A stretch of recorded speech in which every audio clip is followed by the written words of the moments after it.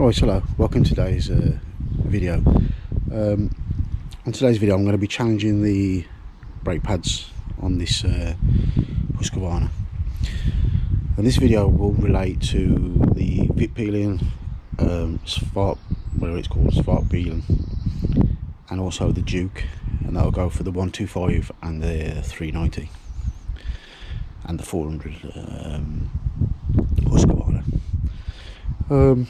It's a bit windy, so I don't know if you're going to be able to hear me very well, but for this job, if you use EBC brakes, that's the number of the brake that you'll need, or the pads. That's what they look like. I'll put a link underneath off Amazon. So first thing you need to do, I've just did this bit, which there's a small pin that you pull out. So you pull the pin out of there, and that's your pin. I'll put that on there. Then you need a T30, one of these like Torx, and then what you need to do is undo this bolt here. I am going to take the caliper off because I do want to clean my pistons, because I'm not sure if my brakes have been binding on, because this bike's only done 2,700 miles and it's already wore out the original brake pads, which to me seems quite low mileage.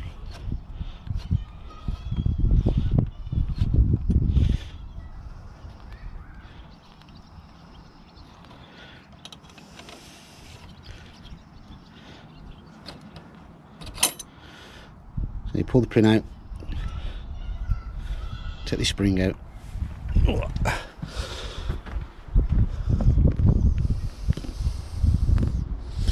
Once you've done that, you can just take your pads straight out. So if you grab them, you should be able to just pull them straight out. Just one second, I'm just going to use my both hands. Right, so I've got the original, the original pads back out. If you look how much meat's on them, they're right down to nothing. If you compared it to a new pad, there's quite a considerable difference. But before I put these pads back in, I'm going to take this caliper off. I'm going to clean it all inside. So all you need to do to get the caliper off is get a 12mm socket and undo that one there, that one there. So I'm going to undo them, and then it will just come straight off. I don't think, yeah, if you just pull that clip off, just get that out of the way. So undo that one, take it off. Right, once you've got the pins out, you've got the caliper off, it'll just slide straight off.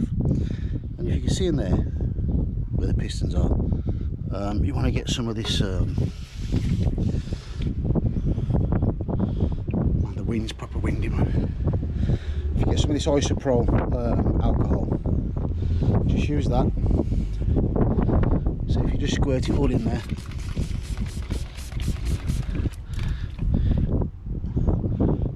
I'll use the old joke about using the missus's toothbrush, but to be fair, this is my toothbrush. That's why it's blue. And then all you gotta do is just scrub all in there, get it all nice and clean in there. But do not push these pistons back in yet, because you need to take the lid off the top here. I'll show you that in a minute. Right, for this part you need a positive drive screwdriver. Take these two screws out, and we'll lift the top off. Again, I really apologise about this wind. It's probably the windiest day this year. Before you need to check the level here, and then as you push the pistons back in, this will rise up. And try and get this as flat as you can. There we go, that's pretty flat. And if you see the front, it's got the high and low.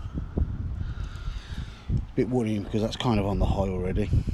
But as I push the pistons in, you'll see this will raise back up. I might have to bleed some of this off. Let's just start pushing them back in and see what happens. Right, so I've pushed them pistons all the way back in, and it's pretty high, but it didn't overflow. So I want to put the brake pads back in, put it on the onto the, you know, like caliper. Sorry, I put the caliper on, so the rotor. Put on the brake, see how much it drops back down, and then we'll see how we get on from there. Right, so once you've got the new pads in and you've like reassembled it all, what you want to do is put a bit of medium Loctite on your bolts. Just put them in together, because I'm going to show you what to do next to align your caliper. Right, so once you've got them finger tight, the bolts, put your lid back on, all that kind of stuff. What you want to do next is, so you want to hold the brake. So what that'll do there, that will align the caliper and then tighten up the bolts while you're holding the brake. You want to tighten them bolts up to 30 Newton meters. And that's it. Once you've done that, put that clip back on, go and take it for a test ride. Give it about 30 to 40, maybe 50 miles for the front brakes to bed in, the new pads, and then it should be okay. And again, with your level, just adjust to, you know, if it's too low, put a little bit more in. If it's too high, you can take some out. And that's it really. I mean, with this video as well, I apologise if you can't hear me because the wind's blowing really bad down this like gully. So I'll post the video anyway, so hopefully it helps somebody. But I'll just quickly show you again. The pads you need for these Husqvarnas and KTMs for the front is FA 606HH. Apparently they're much better than the original ones as well. So thanks for watching. Until next time, goodbye.